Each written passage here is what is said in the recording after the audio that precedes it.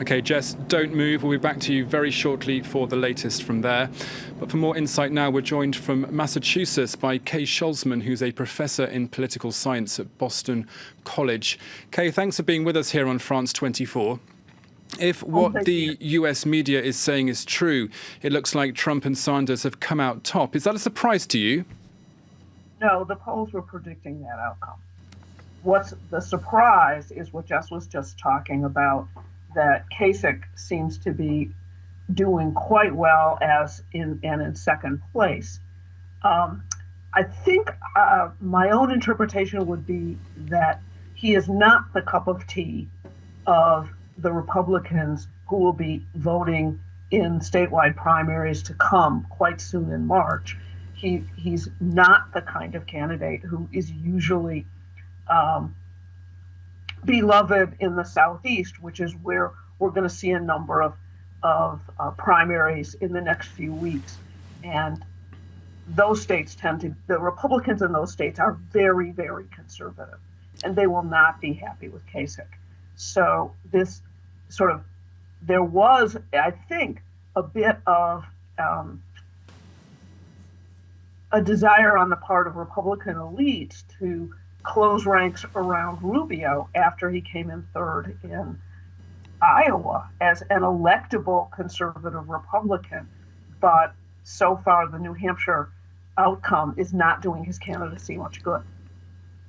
And again, if these predictions are true, in terms of demographics and political sociology, what made voters in New Hampshire go for Trump and Sanders above the other candidates?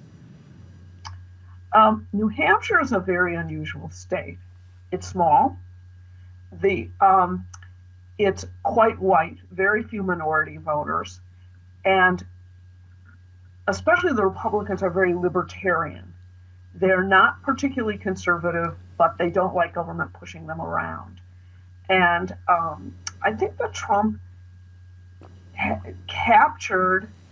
and Sanders captured the anger that is felt by American voters, especially white voters who are not doing so well in an economy that is in many ways improving, but they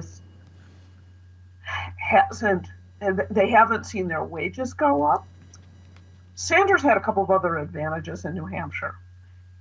First of all, he is from Vermont, which is immediately adjacent to New Hampshire. So in what Americans call friends and neighbors politics, it wasn't particularly surprising that Sanders would do very well.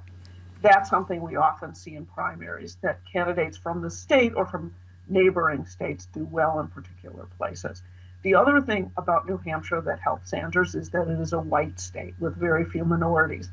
And he has yet to be able to connect very well with minority voters, which is something that Hillary Clinton is better at. Okay, just briefly, what about those who haven't come out on top? Clinton, Bush, Cruz, etc. What can we expect from them now?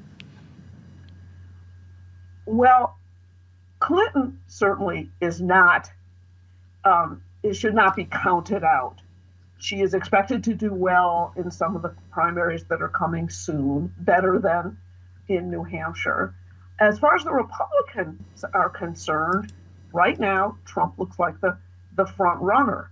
And that's not happy news to a lot of Republican insiders and the classic, moderately conservative Republicans who've run the party for a long time. But it's not clear around whom they are likely to coalesce. And right now, I don't see that very many of the candidates who have even a shot are likely to drop out of the race. We may see Carly Fiorina drop out, but she hasn't gone anywhere anyway. So I think that the Republican scene is still quite up for grabs and indeterminate. Obviously, we've only had Iowa and New Hampshire. There's many more states to go. What can we expect in the weeks ahead? While Iowa and New Hampshire don't always predict who the nominees are going to be, it's very rare that a candidate who loses both gets the nomination.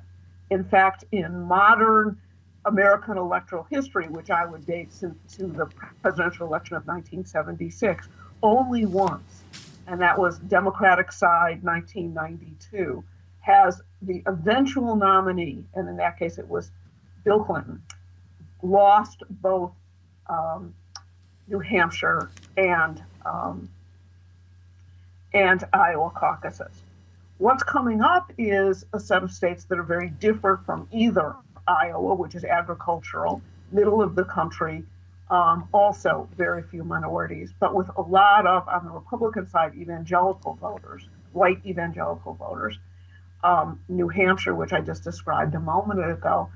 Now the next set of primaries are in places in the Southeast, as well as in my home state of Massachusetts. Massachusetts is likely to be relatively congenial territory for Sanders. We're seeing in the United States, in the Sanders-Clinton cleavage, a huge generation gap. One might have expected a gender gap, but what we're seeing is a generation gap. So people my age who are Democrats are in the Hillary camp. People who are my kids' age, which is in their 20s and early 30s, who are Democrats, are in the Sanders camp. But in the Southeast, I would expect that Hillary will do much better. What will happen to the Republican candidates in the Southeast is more complicated, and I don't have predictions. Okay, Kay SCHLOZMAN, a professor in political science at Boston College in Massachusetts. Thank you very much for that update.